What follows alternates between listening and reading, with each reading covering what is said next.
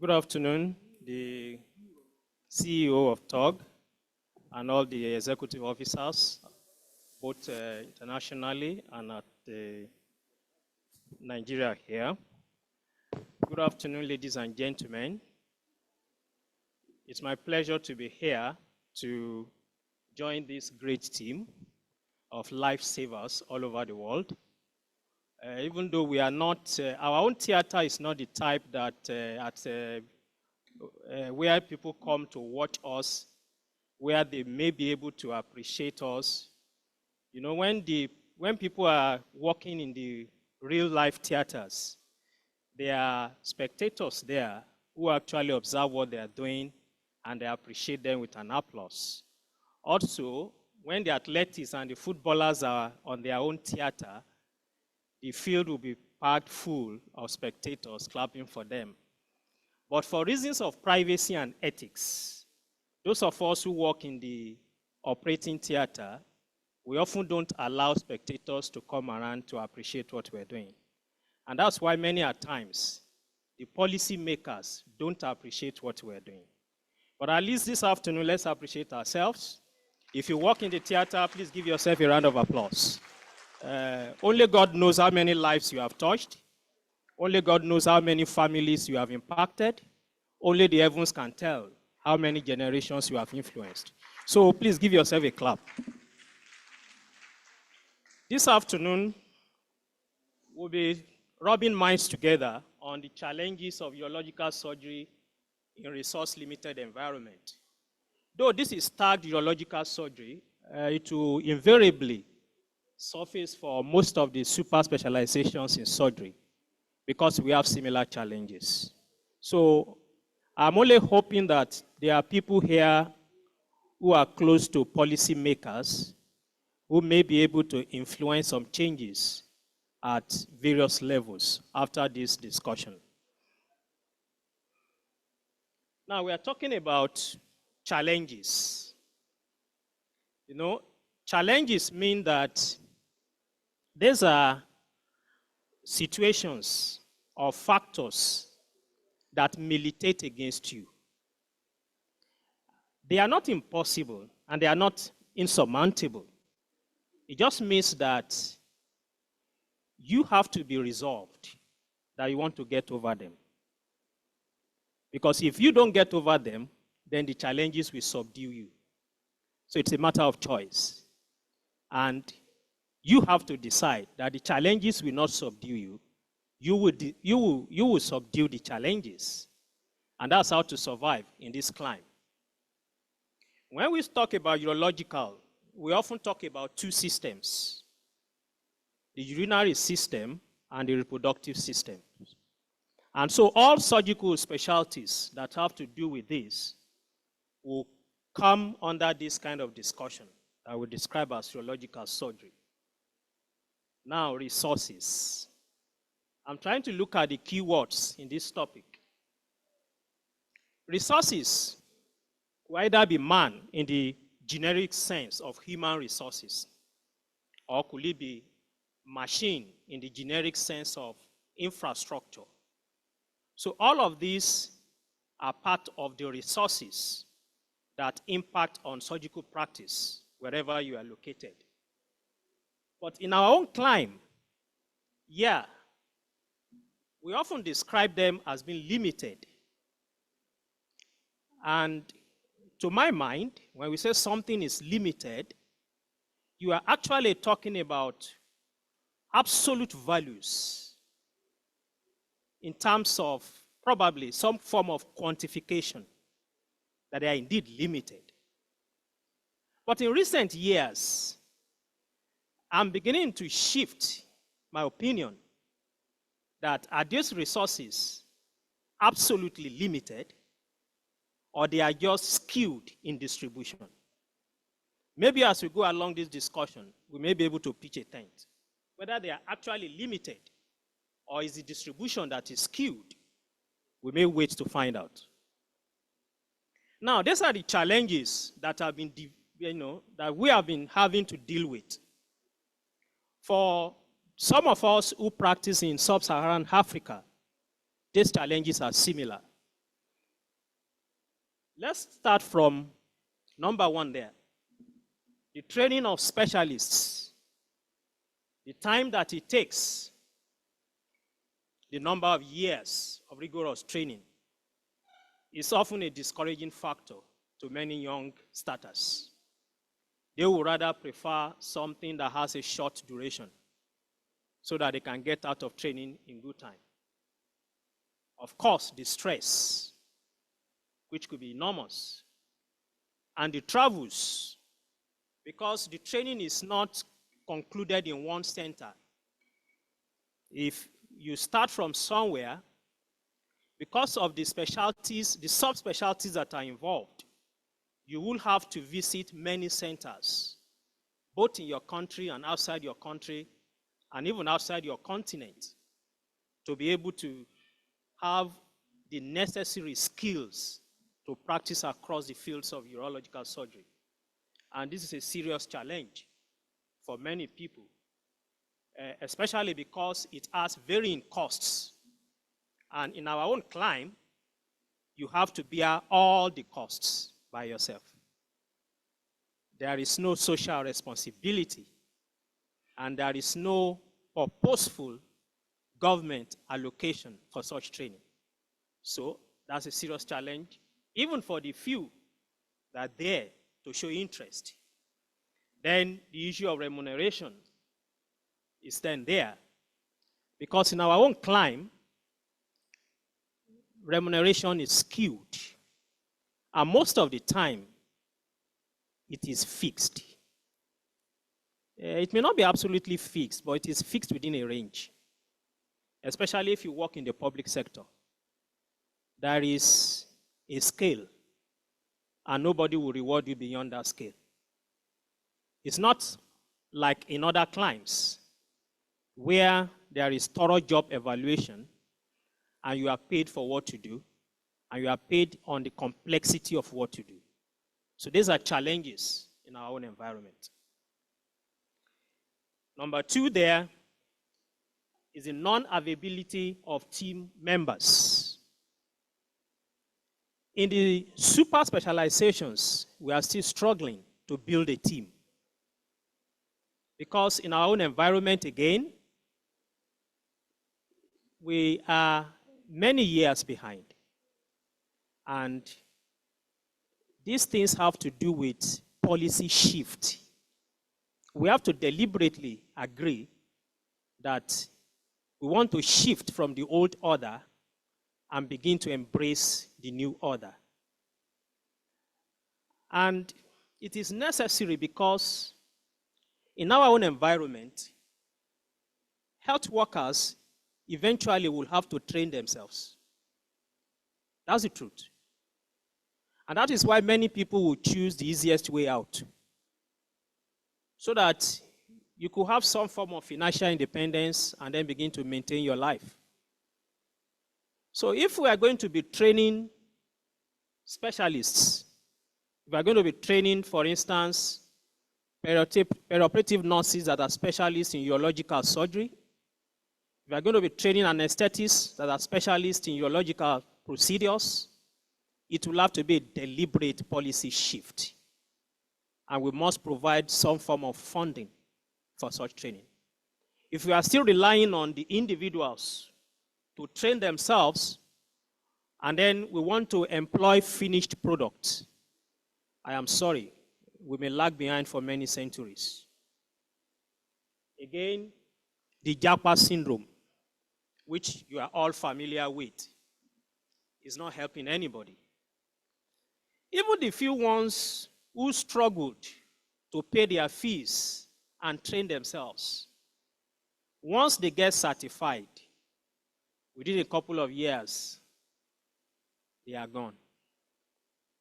I remember one very committed biomedical engineer that we were working together in one of the institutions that I started my career when I returned after my international certification. This brother was working with us, very committed, very devoted, very intelligent young man. He supported our first transplant surgery we did in that institution. And then maybe less than 2 years thereafter, the next time I got a call from him, he was bidding me farewell on his way to UK. So we've lost so many like that across boards, such that at the end of the day, you just find yourself, it's as if you are walking alone, really. Because many of the colleagues that are supposed to work with you, they have left you for yonder. And so the onus is on you. And I'm sure you know that even if you employ a new nurse today, a new perioperative nurse today, with all due respect, that nurse cannot offer me the service that the person who has been working there 3 or 4 years ago will offer. When I mention Van Buren, she wonders, what is Van Buren?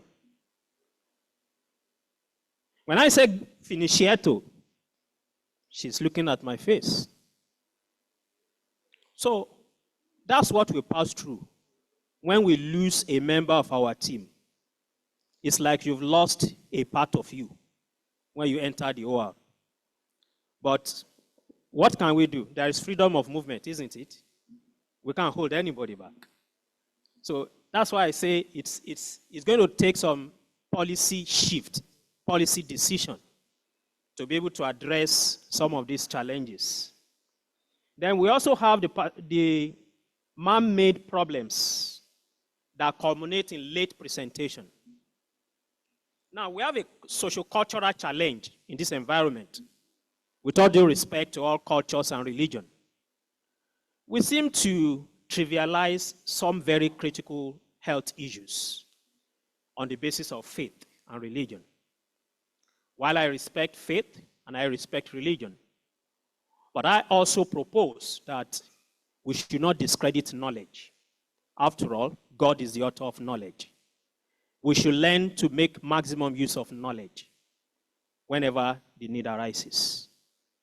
We should not delay having specialist consultation because we are trying to exercise faith.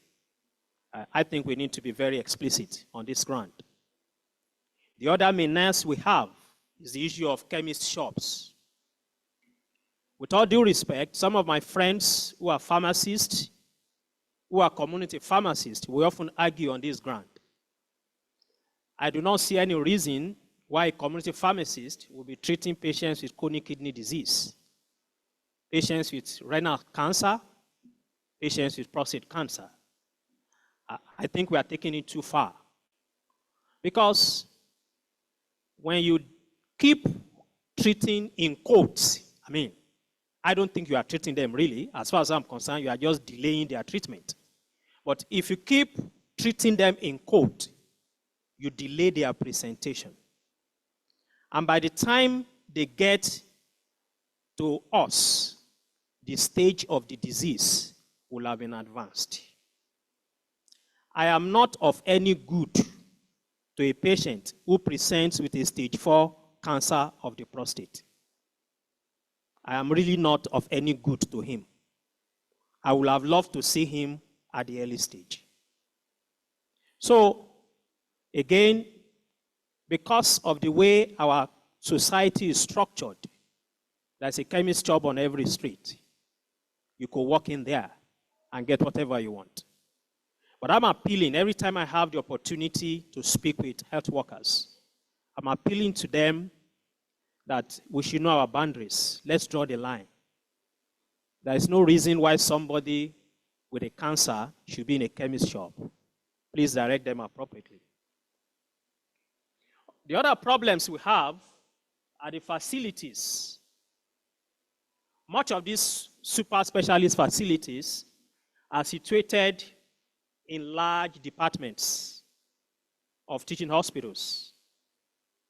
Many a times, the clients will have to go through long distances to be able to access them. Some of them will even come the day prior to their appointment.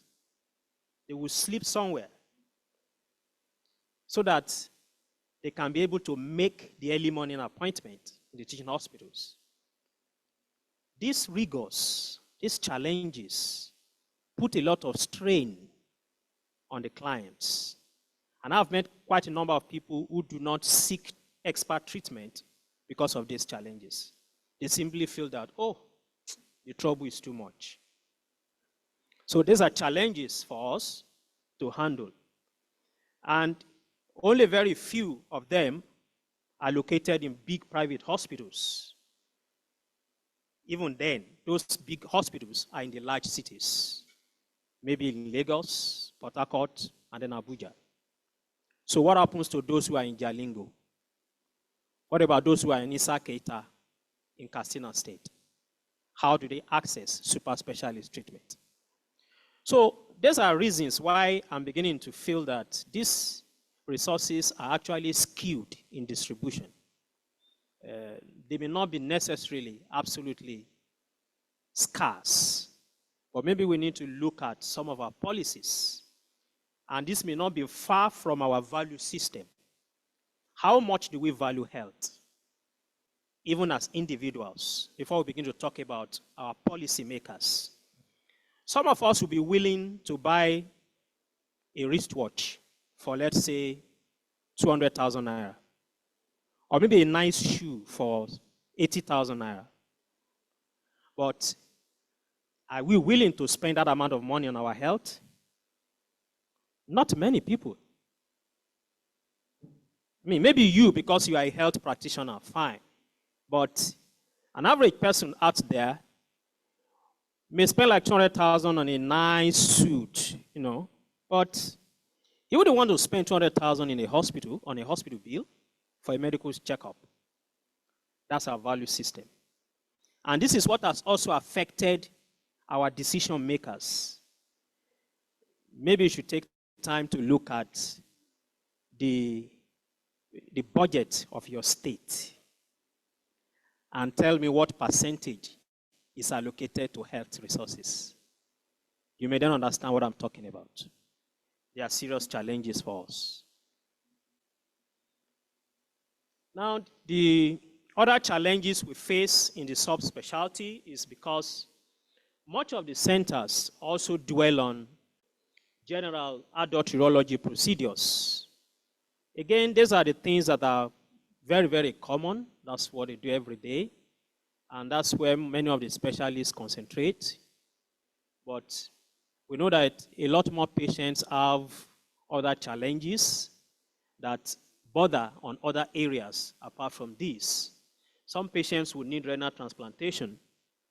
Some patients will need endourological services. And these services are just scattered here and there. And that's why a few people many years ago will still find their way out of the country to have these services. But the trend is changing. In the last, let's say, 5, 7 to 10 years thereabout, there are a couple of specialist centers in the private sector springing up here and there, and we're able to generate some traffic, making people to know that we can do these things here, so they may not need to fly to get them done. Now, the tetrahedral problem that we often face is about acquisition of equipment. Now, many of you will know that the equipment and the consumables that we use in specialist surgical specialties are imported. I mean, you are familiar with big names like Castors and all that stuff. You know, these are big players in the market.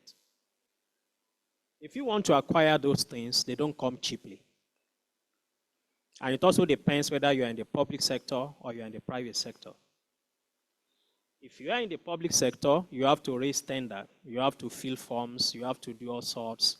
Files have to move from one place to the other. Several meetings will have to be held. You have to seek approval because your CMD may not have the approval limit of these things. It's clearly beyond what your CMD can approve. You then have to approach, if you are from a state government institution, you have to approach the governor, or you have to approach the board of management and all of that. So these are challenges that we have to battle with. And in recent times, the challenges of naira, dollar, or euro ratio has been a lot of burden for many practitioners and many institutions. Again, the time that it takes to ship these things into the country, you will then have to wait and wait if you have surmounted the initial problem of sourcing funds.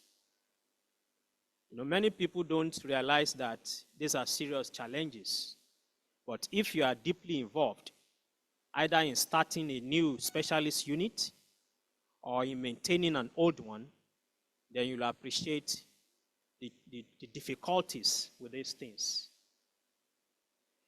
Some of the other challenges we have will have to do with imaging procedures, which are not readily available everywhere. And even when they are available, the cost may be limiting. For instance, if you want to do what we call radioisotope differential renal scan, maybe you have a patient who has a renal cancer and you want to decide the percentage function of each kidneys. You need to do some radioisotope studies. By the time the patient is being given a bill of something close to 350,000, then they look at you and say, if a test is 350,000, doctor, how much will the operation cost? So these are challenges in our own environment. And we hope that some of these days we'll be able to surmount them. Now, looking at this slide, if you are not in this environment, you may be wondering, what are all this about? Because in some other climes, these are no longer topics for discussions. They are things that they have subdued, and nobody talks about them anymore. But in our own environment, they are topical issues. Even when you are in the major centers, either Abuja or Lagos or Port Harcourt, you still battle with transportation. Traffic may hold you down. You may never get to your appointment as at when due. And if you are outside the major centers, you then have to battle with bad roads and then insecurity. Electricity is forever a problem here. We don't even generate enough megawatts to go around. And then many of the institutions have to depend on alternative energy supply, thereby increasing the cost of providing these services. And that's why they are not commonplace. They are not everywhere. Similarly, water supply. In this part of the world, many institutions will have to generate their own water. You see people digging boreholes here and there. The cost of digging and the cost of maintenance and the indirect cost to our geoecology is a whole topic for discussion. And then the surgical consumables with their increasing cost and availability. So these challenges are complex. They are tetrahedral. And they are enough to surmount anybody, except when you are fully decided that you want to do something, you want to go somewhere, and you want to achieve a change. To list more are all this non-availability of skill acquisition laboratory and non-availability of animal lab. These are things that we need to train starters so that people get used to what you are doing and then they can function better as members of the team. For instance, if you want to do renal transplant, it's not good to just start one day, assemble all your team in the theater, and then you are doing the transplant on a human subject. It would have been nice, much prettier, if you could do it in one animal lab, maybe on a pig or a dog, and everybody is present. The anesthetist is there. The nephrologist is there. The perioperative nurses are there. Everybody get used to the flow, the steps, and there's a synchrony that you have built before you then transfer your team to the real human OR, and you can then start doing it. in human subjects. Of course, payment systems for medical services in our own environment. Our patients pay out of pocket here, and that's a serious challenge. I know there is so much noise about HMOs. I don't want to demarket anybody, but quite frankly, those who need specialist care have not been benefiting maximally from HMO.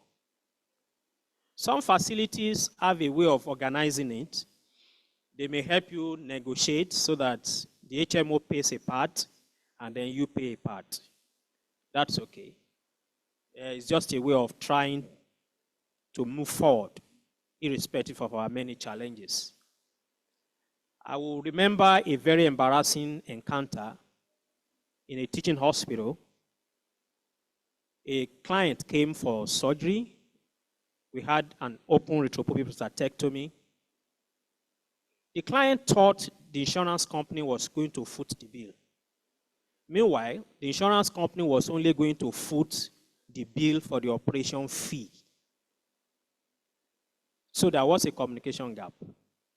The man came on board. We did his surgery. And the insurance company paid for the operation fee, and that was all. So what happens post-op? The man was not prepared with any money for post-op care. The insurance company said, please check our book. We only wrote operation fee. So the man saw operation fee.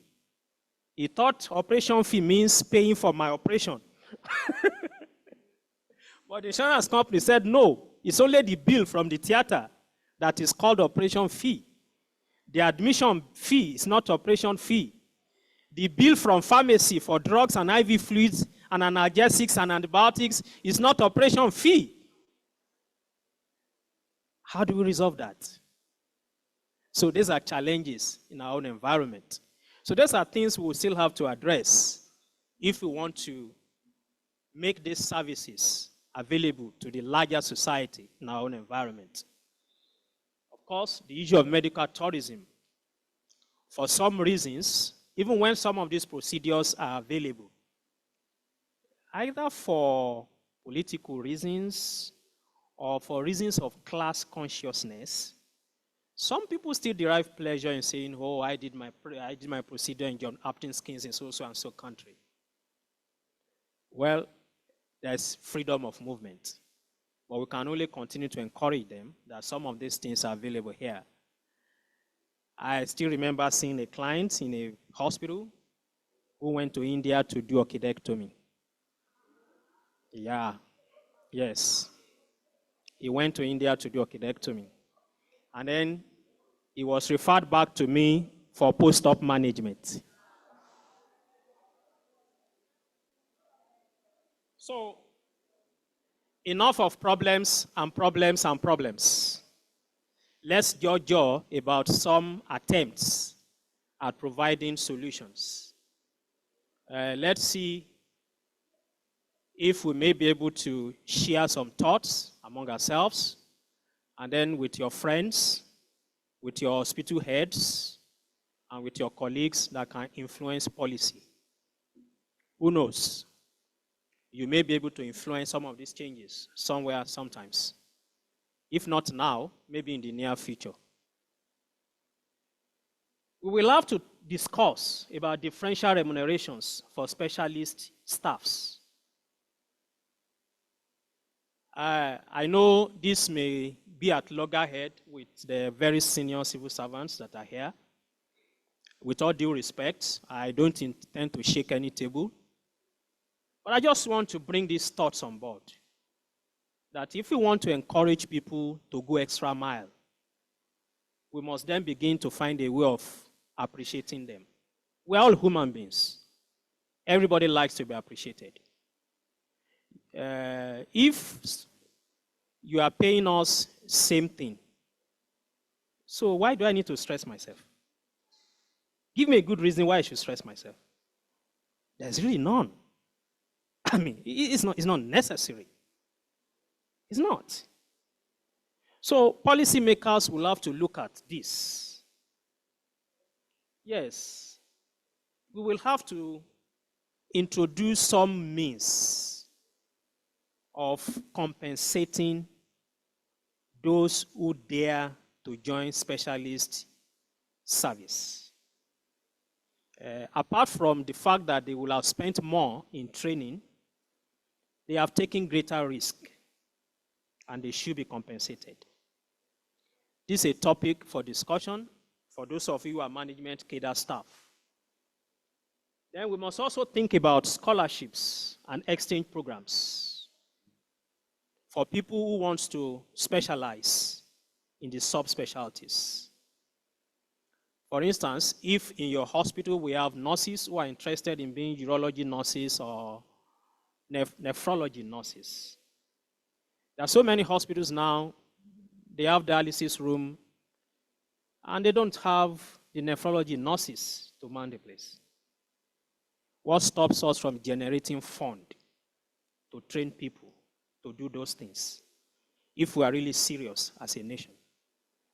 So these are thoughts for those of you who are managers. We also need to be deliberate about it. We need to train biomedical engineers, people that will look into our gadgets. I was in a place somewhere in, I think that's Mansoura, Urology and Nephrology Center in Mansoura, in Egypt. Every Friday, these guys come around into all the OR and they check everything. I mean everything, including light, air conditioner, operating table, diatomy, suctioning machine, anesthetic machine. I mean, everything is checked every Friday afternoon. And the technician who checks it will put a sticker on it and sign that I have checked this diatomy as at this time and date, it is okay. He will put his registration number on it. And that's why when you come to theater the next day, everything works perfectly. You don't look for anything because it was just tested on Friday and it was tested okay. Anything that was not okay will have been moved out to be repaired, and then another one comes in. So if you work in that kind of environment, you will enjoy your work. And these are things we must be deliberate about to train the workforce that will offer this kind of services. Again, the private sector must continue to improve on what they're doing, because decisions are easier to make in the private sector. Funds are easier to appropriate. The bottlenecks are much, much reduced. And we must continue to encourage that. And we must continue to encourage our clients too, that these services are available in the private sector and they don't need to travel across the ocean. Now, one of the major limiting factors in the private sector is the issue of fund. You know, if you want to start a business now, maybe you want to start a bank, or let's say a financial house, or a company, or whatever, it's so easy for you to raise funds. People will buy shares. I mean, a lot of people will put money into it. But you say you want to start, let's say, a kidney transplant center, and see how many people will bring money. You'll be surprised. Not even many banks will give you money. I've had a bitter experience at one time when I was trying to set up a urology center, and I approached a number of banks. I remember one particular bank, I will not mention the name so that I don't demarket them. They sent a team of assessors to my practice, and then when they saw all that we're doing, they did all the assessment, and then they said, no, this is a very risky venture, that the turnover may be slow, and they will not be able to commit that amount of money into buying surgical equipment. So, but the rest is history. We left them and then we moved on. What am I saying? If we are serious as a society, we must provide funding for these things. My colleagues in India and in Egypt, they access loans at single-digit interest to buy anything they want to buy. So that's what we should be looking at. And then we should also have policy for screening. As a country, we must make it a policy such that when you attain certain age, maybe 40 years, you have to compulsorily be screened.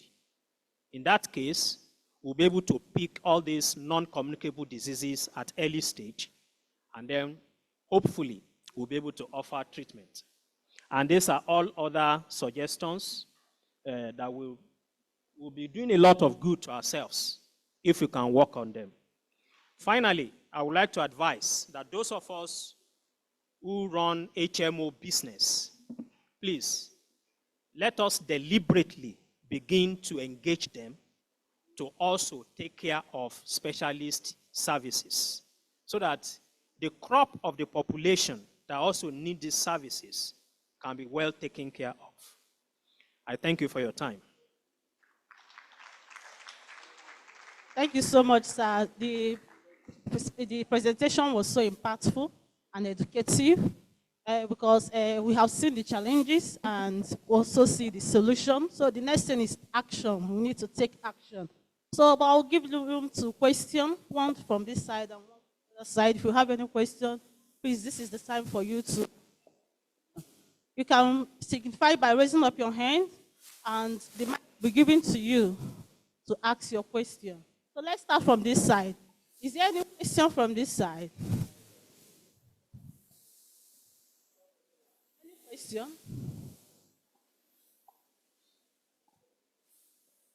Let's, even if it's a comment or recommendation, okay, ma. Yeah. Thank you, Doctor, for this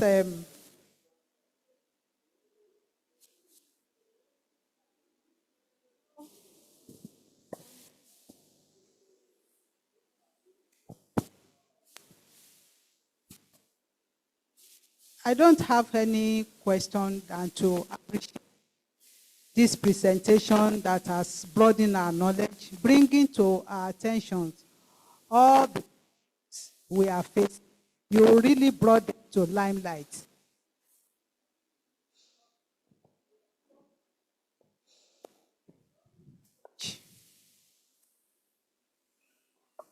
The challenge we have is making effort to bridge the gap between knowing and doing. And that calls across everybody, individual, government, and whether private or government sector.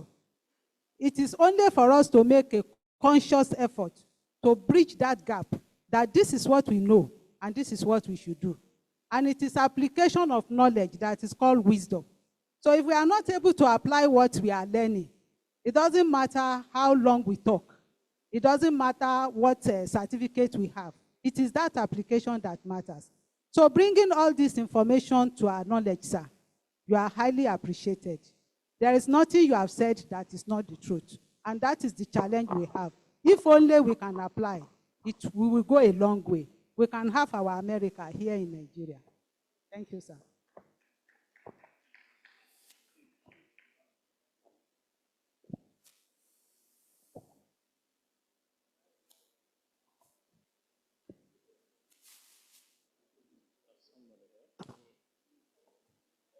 Thank you very much, sir, for that presentation.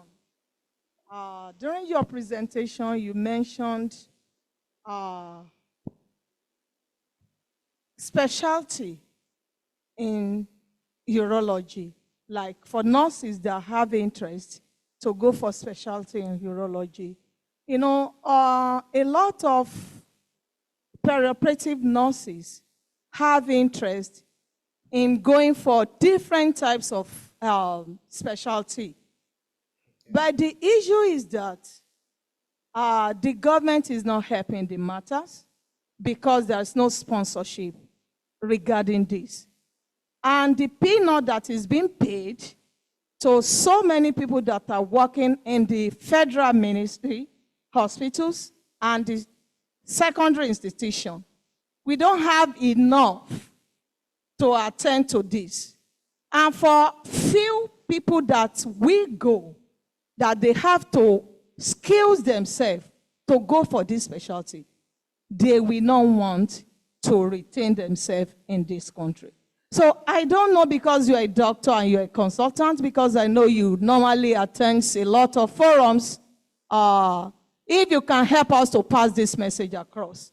Because we have that knowledge that there is a grant for sponsorship, for training, but that grant is not being spent for the purpose that is being meant for. Thank you very much. That's my message.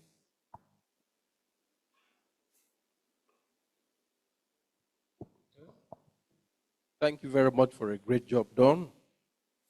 I didn't expect anything less with the little I got to know of you before you came up. Just the issue of healthcare financing, you talked about HMOs and co. You didn't mention my name, but I happen to be involved in HMO business.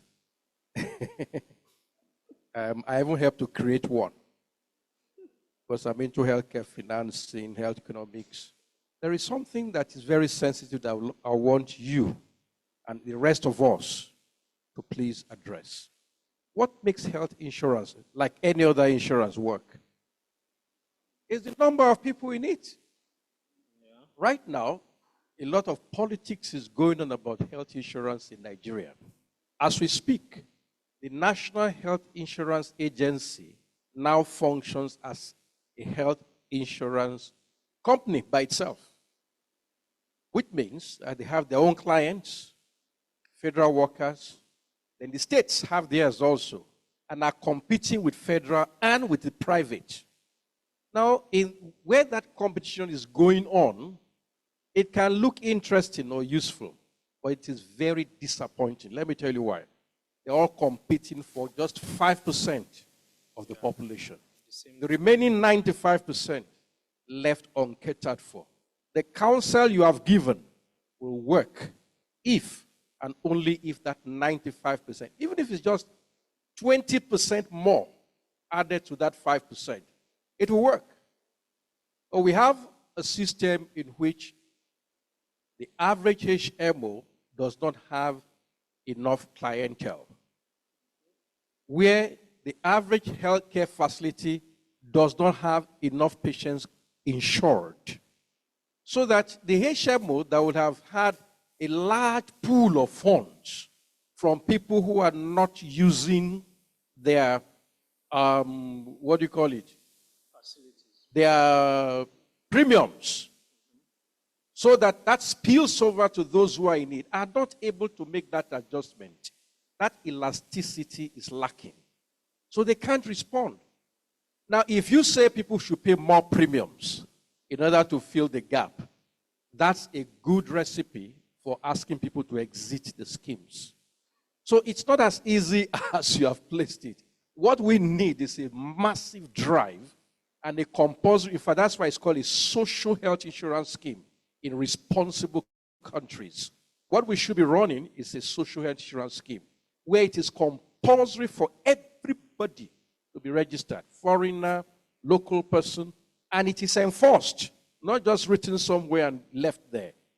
When that happens, then we can make some adjustments here and there to expand inclusions of persons with the kinds of conditions that specialists will be handling. Of course, it is very important. And I'm so happy that you mentioned the issue of screening. That's where it starts from. If you screen, everybody goes through screening, then you can select the few that will need special intervention at the point of early detection and prompt treatment. That way, the burden will be less both for you and for the clients, and indeed for the country economically. Thank you very much. Thank you very much, sir. I'm aware that the National Health Insurance Act has just been amended. The initial clause was shall, but they have changed it now to will, meaning that every Nigerian will be registered. So once that action phrase begins to be implemented, what it then means is that it will be an offense for you to live in this country without having an insurance policy. So, but again, you have mentioned another dimension to it, implementation. But at least we have taken a step. We have written it down. So we hope that there will be a political will to implement it at some point in time. So I think we are making some progress, though very slowly, along that line. I would like to respond quickly to the issue raised here about training. I am not aware of the grant you are talking about. Of course, there are so many things that happen in the public sector that I am not aware of. So, but the practical suggestion I have for people who are close to me is that wherever you are in your institution, you can approach the management of your institution. Once there is that need, meaning that there is a surgical specialty that you are interested in. Let's say, for instance, there is a urological surgery unit in your institution, and you are a perioperative nurse, you want to subspecialize in urological nursing, okay? You can approach the management of your institution. There are some ways to it. They may not be able to defray all the bills, but you can appeal for study leave to be able to do it. So that at least while you are doing the training, your salaries, well, she said the salary is small. That's okay. The small salaries can continue to come in so that you can at least manage with it. But there is a moral question that usually comes up. In some of the cases, one has been involved. And the question is, will he come back? But what I tell people is that human beings are dynamic.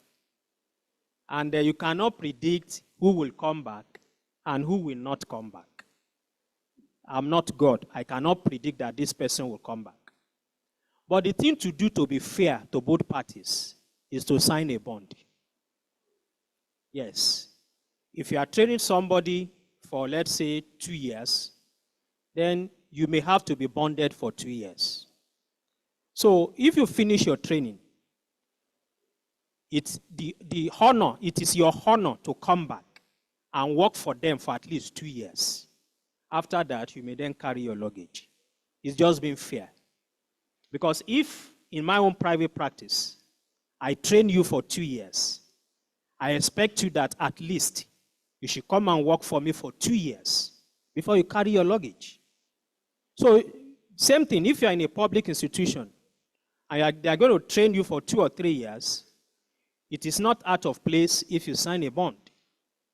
If you have to be trained by them, it's just fair that the number of years you have spent in training, you also spend it in service. After that, you may then carry your luggage. That's just a fair thing that I feel we may explore. But if there is a grant, really, I will even be interested in knowing the name of the grant and the source of the grant. I'll be interested in finding out and see whether we can still harness it or not. Thank you very much. Thank you so much, our consultant. The presentation was so impactful. We are so grateful and delighted that you created time out of no time to come and join us today to give us this wonderful presentation.